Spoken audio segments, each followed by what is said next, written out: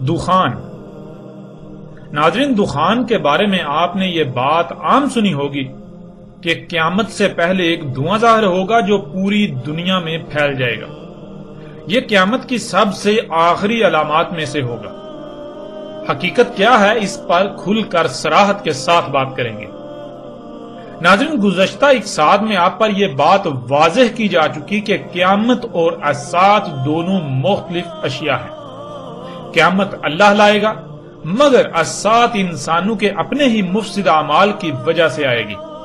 الساعۃ وہ عظیم تباہی ہے جو انسانوں کے زمین و آسمانوں میں کیے گئے مفسد اعمال کے رد عمل میں سے ایک عظیم رد عمل ہے۔ یوں الساعۃ کا ذمہ دار بذات خود انسان ہوں گے۔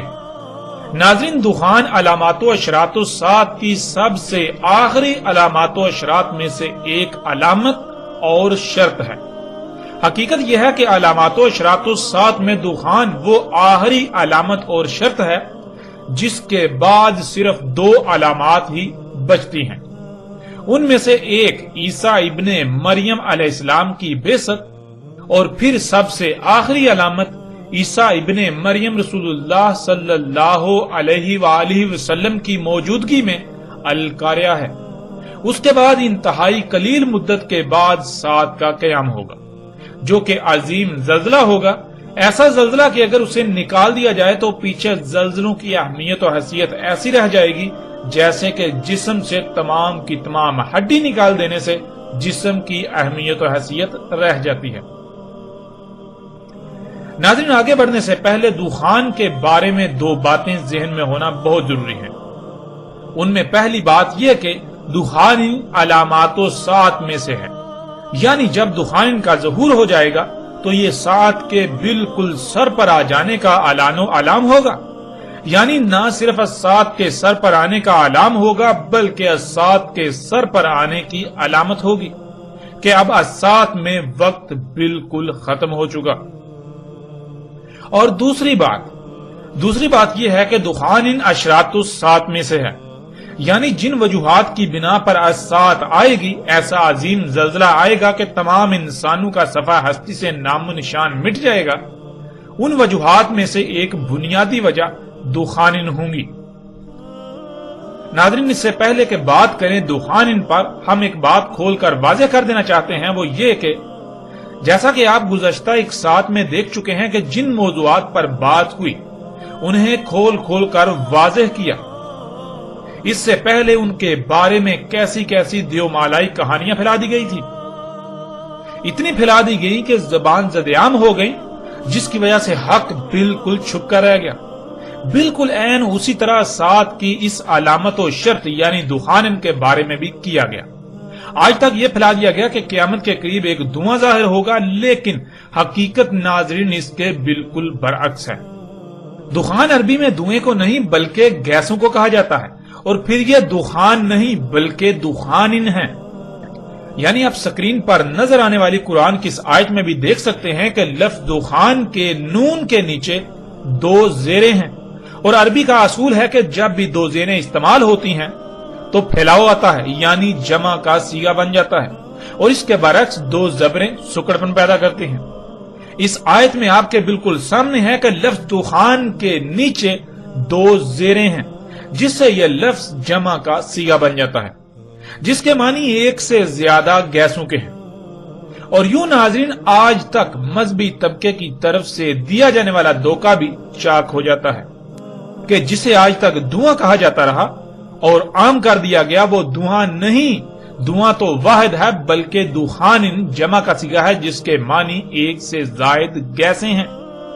پھر ناظرین، اس کے علاوہ آج تک یہ بات بھی نہیں بتائی گئی کہ اس کی وجہ کیا ہوگی، کیونکہ اس کائنات میں یہ اٹل حقیقت ہے کہ ہر عمل کے پیچھے کوئی نہ کوئی وجہ ضرور ہوتی ہے، اور ہر عمل کا رد عمل بھی ہے۔ تو پھر کیا علامات و شراط الساعت میں سے ایک دخان کیا عمل ہوں گی؟ اگر عمل ہوں گی تو ان کے پیچھے وجہ کیا ہوگی؟ یہ کن کا عمل ہوگا؟ اور اگر عمل کی بجائے رد عمل ہوں گی تو پھر کس کا رد عمل ہوں گی؟ وہ کون سے اعمال ہوں گے اور ان کا ذمہ دار کون ہوگا؟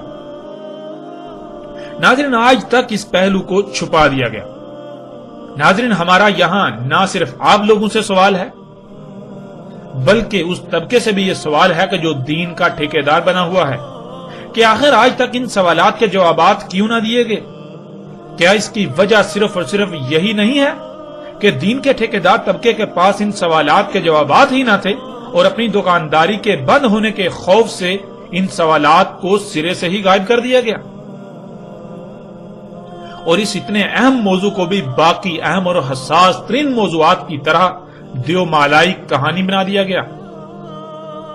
ناظرین، اللہ کے فضل سے ہم ان سوالات سمیت باقی جتنے بھی سوالات پیدا ہوں گے ہر سوال کا ہر پہلو سے جواب سامنے لائیں گے۔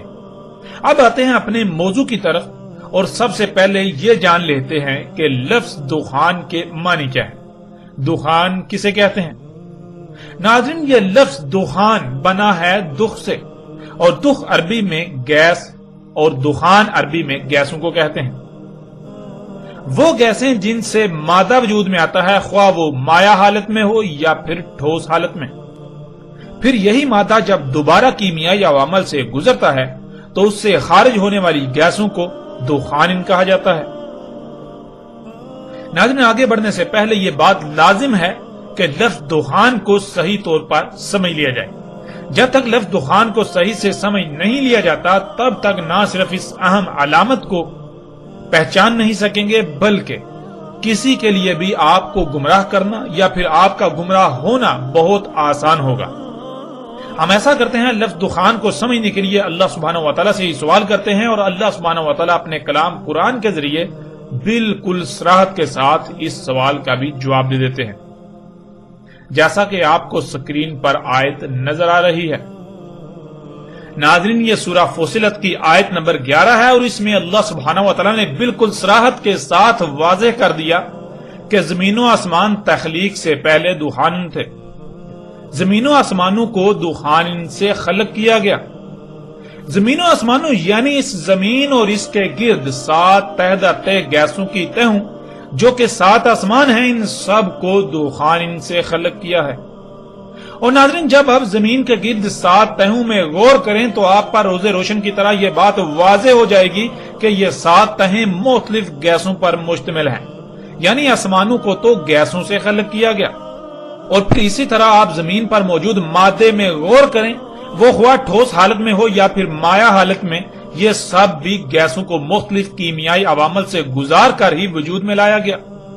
اس کائنات میں نہ صرف یہ قانون ہے بلکہ یہ اٹل حقیقت ہے کہ جیسے جیسے درجہ حرارت کم ہوتا ہے تو گیسیں سکڑ کر منجمد ہوتی ہیں، جو کہ ٹھوس یا مائع حالت میں مادے کی صورت اختیار کرتی ہیں، اور جیسے جیسے درجہ حرارت بڑھتا ہے تو وہ مادہ ٹھوس یا مائع حالت میں ہو اس کے مالیکیول کے بانڈ ٹوٹ کر دوبارہ گیسوں میں تحلیل ہو جاتا ہے۔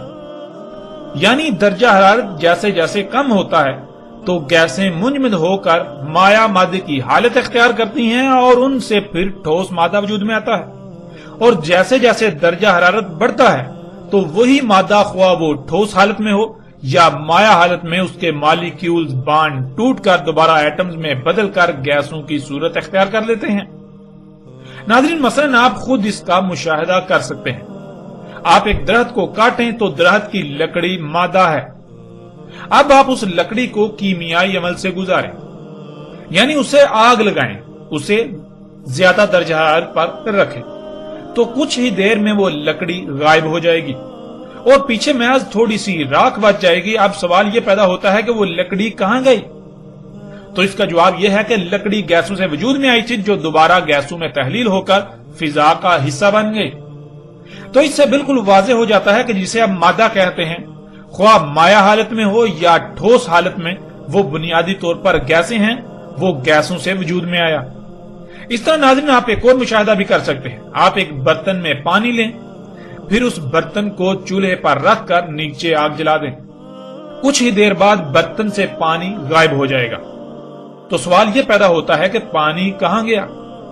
تو اس کا جواب بھی بالکل واضح ہے کہ پانی گیسوں سے وجود میں آیا تھا جو آگ پر رکھنے سے دوبارہ گیسوں میں تحلیل ہو کر فضا کا حصہ بن گیا۔ اسی طرح ناظرین، آپ اگر پانی کو مزید کم درجہ حرارت پر رکھیں تو وہ مائع سے ٹھوس حالت میں تبدیل ہو جائے گا۔ जिसे आप बर्फ कहते हैं।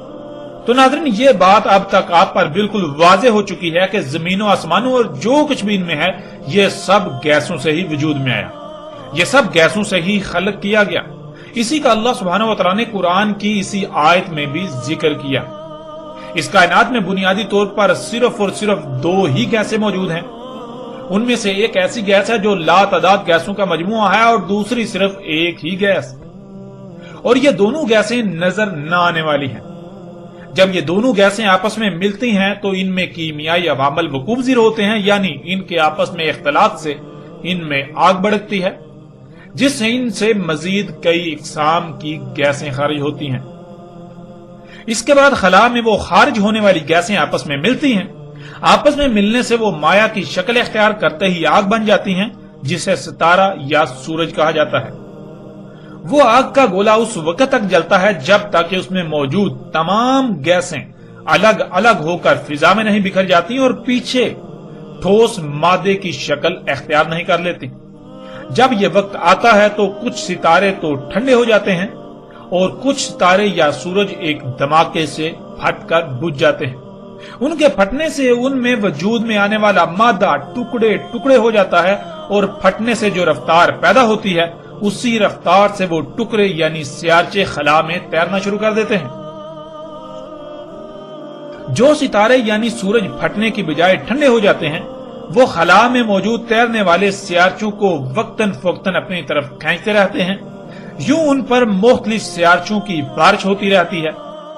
एक बार जब बारिश होती है तो उसके बाद उस सियारे पर कीमियाई अवामल वकूफ़ होते हैं, यानी जैसे खाम माल लाकर जब तक उसे इस्तेमाल नहीं कर लिया जाता, मजीद अगला माल नहीं मंगवाया जाता, बिल्कुल इसी तरह जब तक सियारे पर होने वाले सियारचों की बारिश से आने वाला मवाद उस सियारे पर आकर अपने कीमियाई अवामल मुकम्मल नहीं कर लेता, तब तक अगले मरहले के लिए बारिश नहीं होती।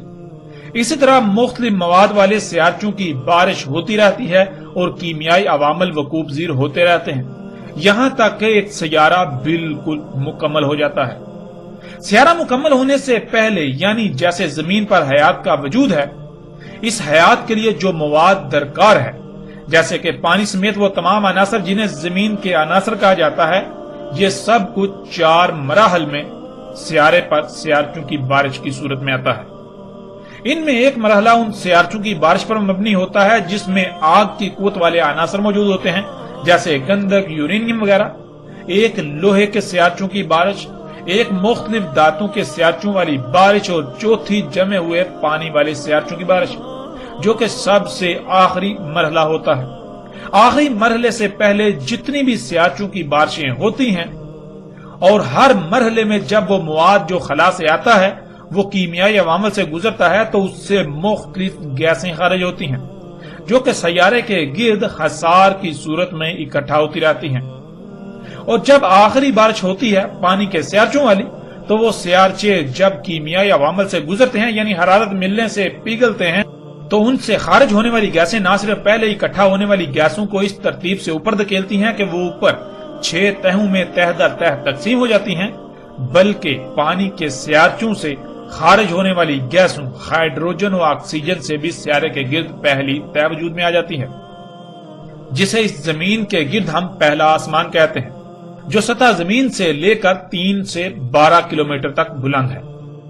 यूं ना सिर्फ एक सियारा मुकम्मल होता है जैसे हमारी जमीन मुकम्मल हुई, बल्कि इसके गिर्द गैसों के साथ तह दर तह आसमानों का एक पेचीदा तरीन हसार कायम हो जाता है, जो ना सिर्फ जमीन यानी उस सियारे के लिए लिबास की हैसियत रखता है, बल्कि जमीन को लातदाद आफतों से महफूज रखता है, जो जमीन पर हयात की बका की जमानत होता है।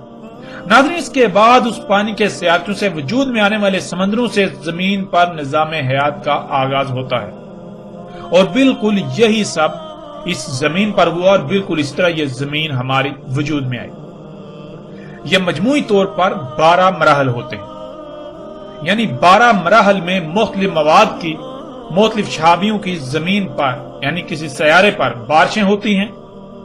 जब वो 12 मराहल मुकम्मल हो जाते हैं तो वो सैयारा मुकम्मल हो जाता है, और इस वक्त इस कायनात में, इस पूरी कायनात में सिर्फ और सिर्फ एक ही सैयारा यानी सैयारा मुकम्मल हुआ, और वो है जमीन। باقی خلاؤں میں جو آپ کو سیارے نظر آتے ہیں وہ سب کے سب تکمیلی کے مراحل سے گزر رہے ہیں، اور وہ ستارے جو آپ کو نظر آتے ہیں وہ ان سیاروں کی تکمیلی کے لیے مواد کو پروڈیوس کر رہے ہیں، مواد پیدا کر رہے ہیں، مواد تیار کر رہے ہیں۔ ناظرین، اب تک آپ پر یہ واضح ہو چکا کہ یہ سب کچھ گیسوں سے ہی وجود میں آیا، اور جب مادے کو کیمیائی عوامل سے گزارا جائے تو اس سے پھر گیسیں خارج ہوتی ہیں۔ ان گیسوں کو عربی میں دخان کہتے ہیں۔ یعنی جیسے پانی برف بنا، اور اگر برف کو زیادہ درجات پر رکھا جائے تو وہ دوبارہ پانی بن جائے گا، اور اگر مزید زیادہ درجات پر رکھا جائے گا تو پانی بھی غائب ہو جائے گا، یعنی وہ جن گیسوں سے وجود میں آیا تھا دوبارہ ان گیسوں میں تحلیل ہو جائے گا۔ زمین اور اس کے گرد 7 تہ در تہ آسمانوں کی مثال بھی بالکل اسی پانی کی سی ہے۔ اور ناظرین، الحمدللہ آپ گزشتہ ایک ساتھ میں اس بات کو تفصیل کے ساتھ جان چکے ہیں کہ اللہ سبحانہ و تعالیٰ نے زمین و آسمانوں اور جو کچھ بھی ان میں ہے، ان میں توازن، میزان قائم کیا۔ اس کائنات میں جب بھی کوئی کیمیائی عمل وقوع پذیر ہوتا ہے تو لامحالہ گیسیں ضرور خارج ہوتی ہیں، لیکن اللہ سبحانہ و تعالیٰ نے اس کائنات میں ایک ایسا میزان یعنی توازن قائم کر دیا کہ زمین میں جو بھی کیمیائی عوامل وقوع پذیر ہوتے ہیں ان سے خارج ہونے والی گیسیں، یعنی جسے آپ فضلہ کہہ سکتے ہیں، وہ دوسری مخلوقات کی خوراک بنا دی، اور پھر اتنی ہی گیسیں خارج ہوتی ہیں جو مخلوقات کی ضرورت ہوتی ہیں، نہ ہی کم اور نہ ہی زیادہ، یہاں تک کہ رائی برابر بھی کم یا زیادہ نہیں، جس سے اللہ کا قائم کردہ میزان برقرار رہتا ہے اور ہر مخلوق ہر لحاظ سے محفوظ اور سلامت رہتی ہے۔ جس سے زمین و آسمانوں میں وضع کردہ اللہ کا توازن، میزان قائم رہتا ہے، اس میں خسارہ نہیں ہوتا۔ اور ناظرین، گزشتہ ایک ساتھ میں آپ یہ بات بھی تفصیل کے ساتھ جان چکے کہ اللہ سبحانہ و تعالیٰ نے فطرت میں چھیڑ چھاڑ کرنے، فطرت میں تبدیلیاں کرنے سے بہت ہی سختی کے ساتھ منع کیا، کیونکہ اگر ایسا کیا جائے گا تو اللہ سبحانہ و تعالیٰ کا قائم کردہ توازن، قائم کردہ میزان بگڑ جائے گا، جوں سب کچھ درہم برہم ہو جائے گا۔ اللہ سبحانہ و تعالیٰ نے کہا تھا کہ ان میں چھیڑ چھاڑ نہ کرنا، صرف اور صرف اللہ پر ہی توکل کرنا، یعنی اپنی ضروریات کو پورا کرنے کے لیے خود کو فطرت کا ہی محتاج بنانا، جو دائرے یعنی جو حدود لگا دی ان حدود سے تجاوز مت کرنا، ورنہ زمین و آسمانوں میں فساد ہو جائے گا۔ کیونکہ اگر تم خود سے فطرت میں چھیڑ چھاڑ کر کے اپنی ضروریات خلق کرنے کی کوشش کرو گے تو جان لو ہر عمل کا رد عمل ہوتا ہے۔ تمہارے اعمال سے خارج ہونے والی گیسوں کا تم کیا کرو گے؟ کیونکہ تم یہ بات جان چکے ہو کہ یہ سب کچھ گیسوں سے خلق کیا گیا، اور اگر ان میں چھیڑ چھاڑ کی گئی تو پھر طرح طرح کی گیسیں خارج ہوں گی۔ اور تم پر یہ بات بھی واضح ہو چکی ہے کہ ہر مخلوق کی ضروریات، ان کی مقدار اور ان کا معیار الگ الگ ہے۔ ایک شے اگر کسی مخلوق کی خوراک ہے تو وہی شے دوسری مخلوق کے لیے زہر قاتل۔ جب تم فطرت میں چھیڑ چھاڑ کرو گے، اس میں تبدیلیاں کرو گے، خود سے خلق کرو گے، تو پھر خارج ہونے والی گیسوں کا کیا کرو گے؟ کیا پھر توازن قائم رہے گا؟ ہرگز نہیں، پھر توازن قائم نہیں رہے گا۔ کیا پھر ان گیسوں سے سب کچھ درہم برہم نہیں ہو جائے گا؟ بالکل سب کچھ درہم برہم ہو جائے گا۔ کیا پھر ان گیسوں کی وجہ سے تمہیں لاتعداد اموات اور طرح طرح کی بیماریوں کا سامنا نہیں کرنا پڑے گا؟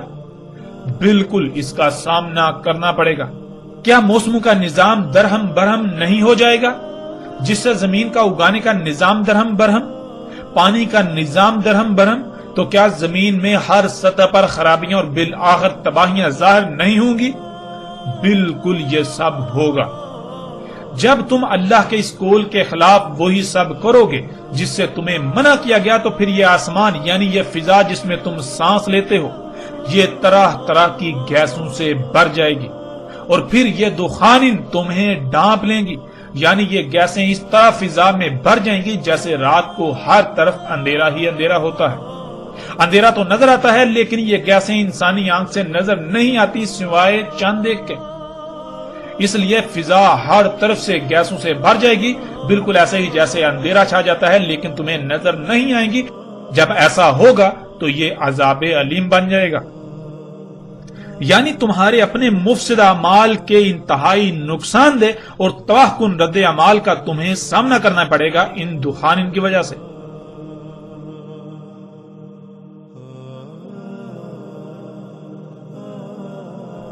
یہ تھی ناظرین دخان علامات و اشراط الساعت میں سے ایک۔ جب ناظرین آپ نے اس کائنات کی زمین و آسمانوں کی تخلیق کو سمجھ لیا، آپ کو یہ پتا چل گیا کہ یہ سب کچھ گیسوں سے ہی خلق ہوا ہے، اور جب بھی اس کائنات میں زمین و آسمانوں میں کوئی بھی عمل ہوگا، کوئی بھی کیمیائی عمل ہوگا، تو اس سے گیسیں خارج ہوں گی۔ ان گیسوں کو اللہ سبحانہ و تعالیٰ نے دخان کہا۔ جب آپ نے یہ بات سمجھ لی تو دخان جو کہ علامات و اشراط الساعت میں سے ایک ہے اور سب سے آخری علامات و اشراط میں سے ایک ہے، اسے سمجھنا آپ کے لیے بالکل آسان ہو جائے گا۔ اور اسی کا ناظرین اللہ سبحانہ و تعالیٰ نے قرآن کی سورہ دخان میں بھی ذکر کیا۔ سورہ دخان میں بھی اللہ سبحانہ و تعالیٰ نے زمین و آسمانوں کی تخلیق کو محور بنایا، اور پھر زمین و آسمانوں کی تخلیق جو ان کی پیچیدگیاں ہیں ان کا ذکر کیا۔ یہ بات واضح کی کہ اللہ سبحانہ و تعالیٰ نے زمین و آسمانوں کو کس طرح خلق کیا۔ اگر تم ان میں پنگے لوگے، ان میں چھیڑ چھاڑ کرو گے تو پھر نتیجہ کیا نکلے گا؟ اسی کا اللہ سبحانہ و تعالیٰ نے سورہ دخان میں ذکر کیا۔ اس سے پہلے کہ ہم بات کریں باقاعدہ سورہ دخان کی آیات پر، ہم یہ بات جان لیں، ہم غور و فکر کریں کہ کیا آج یہ سب کچھ نہیں ہو چکا؟ کیا انسانوں نے فطرت کو رب بنانے کی بجائے، فطرت پر توکل کرنے کی بجائے، اپنی ضروریات کو پورا کرنے کے لیے فطرت پر انحصار کرنے کی بجائے، فطرت پر توکل کرنے کی بجائے خود سے سب کچھ خلق نہیں کیا؟ ناظرین ذرا اپنے ارد گرد نگاہ دوڑائیں، اپنے ہی گریبان میں جھانکیں اور دیکھیں، کیا اپنی ضروریات کو پورا کرنے کے لیے آج فطرت پر انحصار کیا جا رہا ہے یا اس سے برعکس مصنوعی اشیاء پر؟ انسان خود سب کچھ خلق کر رہا ہے اللہ کے مقابلے پر، فطرت کے مقابلے پر؟ ذرا غور تو کریں، ذرا غور کریں، آپ اپنی سواری کی حاجت کو پورا کرنے کے لیے فطرت پر انحصار کرتے ہوئے گدھے، گھوڑے، خچر جو فطرت نے آپ کو سواری کی ضرورت کو پورا کرنے کے لیے عطا کیے، آپ کے لیے خلق کیے، ان پر توکل کر رہے ہیں، ان پر انحصار کر رہے ہیں، یا پھر مصنوعی ذرائع جو آپ نے خلق کیے ان پر انحصار کر رہے ہیں؟ حقیقت آپ کے سامنے ہے۔ اور جب یہ ذرائع خلق کیے جاتے ہیں تو پھر کیا طرح طرح کی گیسیں خارج نہیں ہوتی؟ پھر ناظرین غور کریں، وہ گیسیں کہاں جاتی ہیں؟ کیا ان گیسوں سے یہ فضا، یہ پہلا آسمان جس میں آپ رہ رہے ہیں، سانس لے رہے ہیں، یہ ہر طرف سے نہیں بھر چکا؟ اس طرح ناظرین آپ جو کچھ بھی استعمال کرتے ہیں، آپ جن اشیاء سے اپنی ضروریات پوری کرتے ہیں، کیا آپ فطرت پر انحصار کر رہے ہیں یا پھر مصنوعی اشیاء پر؟ اور پھر وہ اشیاء کیسے خلق کی جاتی ہیں؟ جہاں جن کارخانوں میں وہ اشیاء خلق کی جاتی ہیں، ذرا غور کریں، ان کارخانوں سے خارج ہونے والی گیسیں کہاں جاتی ہیں؟ کیا ان کارخانوں سے گیسیں خارج نہیں ہو رہی؟ اگر خارج ہو رہی ہیں تو وہ گیسیں خارج ہونے کے بعد کہاں جاتی ہیں؟ ذرا غور تو کریں، کیا ان گیسوں سے یہ فضا نہیں بھر چکی؟ آج حقیقت ہر لحاظ سے آپ کے سامنے ہے۔ پھر ان طوفان، ان طرح طرح کی گیسوں کی وجہ سے اس زمین پر آباد انسانوں سمیت تمام مخلوقات کو کن ہلاکتوں کا سامنا ہے، یہ بھی آج آپ سے چھپا ہوا نہیں رہا، اس سب کو بھی آپ اپنی آنکھوں سے دیکھ رہے ہیں۔ کیا ناظرین اب بھی علامات و اشراط الساعت کی سب سے آخری علامات میں سے ایک دخان بالکل کھل کر واضح نہیں ہو چکی؟ کیا آج آپ اپنی آنکھوں سے نہیں دیکھ رہے؟ کیا آج آپ اسی وقت میں موجود نہیں ہیں؟ آج آپ اسی وقت میں موجود ہیں۔ ذرا اپنی آنکھیں کھولیے، غور و فکر کیجئے اس سے پہلے کہ دیر ہو جائے۔ آپ سے سوال ہے کہ آپ ان حقائق کا کس طرح انکار کر سکتے ہیں؟ یہ تو سب کچھ کھلم کھلا آپ کے سامنے ہے، یہ کوئی دیو مالائی کہانیاں نہیں ہیں، یہ حق ہے جسے آپ آج اپنی آنکھوں سے دیکھ رہے ہیں۔ اور ناظرین اگر یہ دخان نہیں ہے تو پھر یہ کیا ہے؟ کیا ہے؟ کیا اللہ سبحانہ و تعالیٰ نے اس کا ذکر نہیں کیا؟ اگر اس کا ذکر کیا تو پھر یہ کیا ہے؟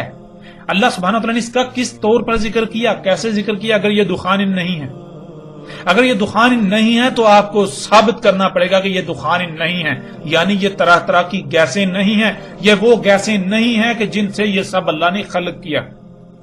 اپنی آنکھیں کھولیں اس سے پہلے کہ دیر ہو جائے، اپنی آنکھیں کھولیں۔ ناظرین اب بھی کیا کوئی شک رہ جاتا ہے؟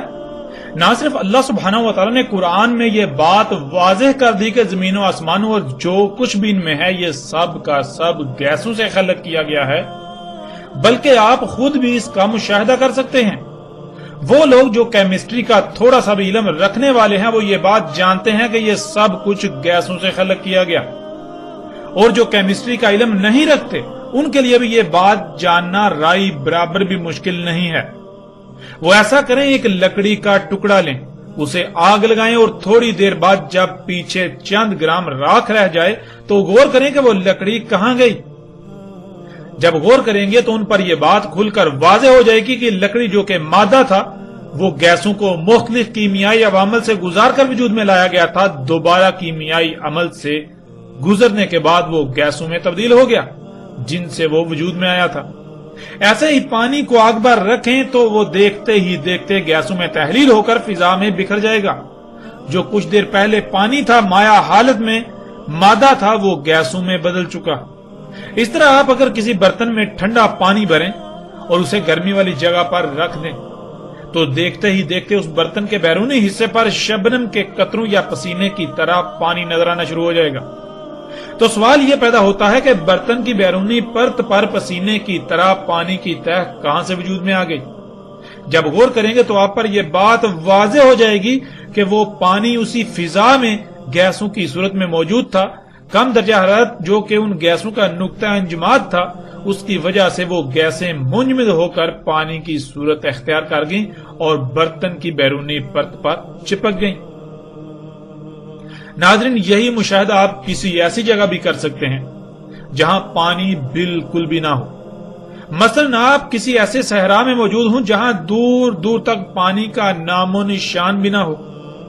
وہاں اگر آپ کے پاس ایک عدد پنکھا اور ایک عدد ایسا برتن ہو جس کے اندر ٹھنڈک ہو، یعنی درجہ حرارت انتہائی کم ہو، آپ اس پنکھے کو برتن کے اوپر اس طرح فٹ کریں کہ وہ باہر سے ہوا کو برتن کے اندر دھکیلتا رہے۔ اندر کم درجہ حرارت ہونے کی وجہ سے وہ ہوا منجمد ہو کر پانی کی صورت اختیار کرتی رہے گی۔ یوں کچھ ہی وقت میں آپ پینے کے لیے بالکل صاف پانی حاصل کر سکتے ہیں۔ تو ناظرین، سوال یہ پیدا ہوتا ہے کہ جہاں پانی کا قطرہ بھی نہ تھا، قطرہ تو دور پانی کا تصور تک بھی نہ تھا، وہاں وہ پانی آپ کے برتن میں کیسے آ گیا؟ اس کا جواب بالکل واضح ہے۔ پانی گیسوں سے وجود میں آتا ہے، جب ان گیسوں کو کیمیائی عوامل سے گزارا گیا تو وہ منجمد ہو کر پانی کی صورت اختیار کر گئی۔ ناظرین، بالکل اسی طرح زمین و آسمانوں اور جو کچھ بھی ان میں ہے یہ سب کا سب گیسوں سے ہی خلق کیا گیا، جو کہ آپ خود کئی مشاہدات کر چکے ہیں۔ کائنات میں جب بھی کوئی عمل ہوتا ہے تو رد عمل کے طور پر گیسیں لازماً خارج ہوتی ہیں۔ اللہ سبحانہ و تعالیٰ نے سب کچھ قدر کے ساتھ، پورے حساب کتاب، علم اور حکمت کے ساتھ خلق کیا۔ اللہ نے جو نظام وضع کر دیا، جب تک زمین و آسمانوں میں سب کچھ ویسا ہی رہے گا، اسی نظام کے تابع رہے گا، تو رائی برابر بھی فساد کا اندیشہ نہیں۔ تب تک میزان میں رائی برابر بھی خسارہ نہیں ہوگا، رائی برابر بھی خرابی نہیں ہوگی۔ ورنہ اگر اس کے علاوہ اوروں کو الہ بنایا جاتا ہے تو پھر یہ میزان برقرار نہیں رہے گا۔ آپ غور کریں، آج پوری دنیا میں کیا ہو رہا ہے؟ کیا اللہ کے علاوہ اوروں کو الہ نہیں بنایا جا چکا؟ حقیقت آپ کے سامنے ہے۔ جب اوروں کو الہ بنایا جا چکا تو پھر کیا گیسیں خارج نہیں ہو رہی؟ یہ سب بھی آپ کی آنکھوں کے سامنے ہو رہا ہے۔ تو پھر کیا یہ گیسیں زمین و آسمانوں میں سب کچھ تباہ و برباد کر کے نہیں رکھ دیں گی؟ بالکل، یہ سب بھی آج آپ اپنی آنکھوں سے ہوتا ہوا دیکھ رہے ہیں۔ ناظرین، جب یہ سب آپ اپنی آنکھوں سے دیکھ رہے ہیں، اس اٹل حقیقت کو اپنی آنکھوں سے دیکھ رہے ہیں، تو پھر اس سے انکار کس صورت کر سکیں گے؟ یہ دخان کیا آج پوری دنیا کے انسانوں کے لیے عذاب علیم نہیں بن چکی؟ عذاب انعام کی ضد ہے، اور انعام کہتے ہیں احسن عمل کے رد عمل کو جو احسن ہوتا ہے، اور بندے کے لیے اس کے رب کی طرف سے انعام کہلاتا ہے۔ اور اس کے برعکس مفسد عمل کا رد عمل بھی برا ہی آتا ہے، جو کہ اس کے رب کی طرف سے اس کے لیے سزا کہلاتا ہے، جسے عربی میں عذاب کہتے ہیں۔ تو ناظرین، کیا آج یہ دخان پوری دنیا کے لیے عذاب علیم نہیں بن چکی؟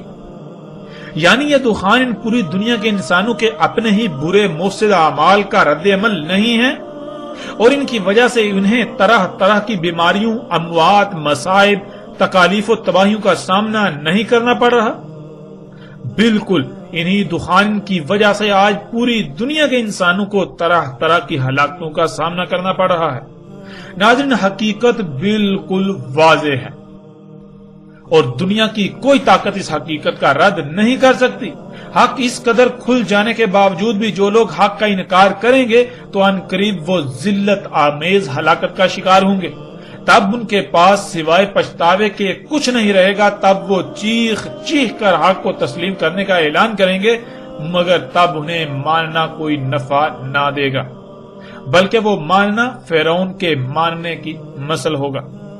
ناظرین، اب آتے ہیں قرآن میں سورہ دخان کی طرف، اور سورہ دخان سے علامات و اشراط الساعۃ کی آخری علامات و اشراط میں سے الدخان کو جان لیتے ہیں، اور اللہ سبحانہ و تعالی نے قرآن میں اس بارے میں کیا رہنمائی اس کو بھی ہر لحاظ سے کھول کر آپ کے سامنے رکھتے ہیں۔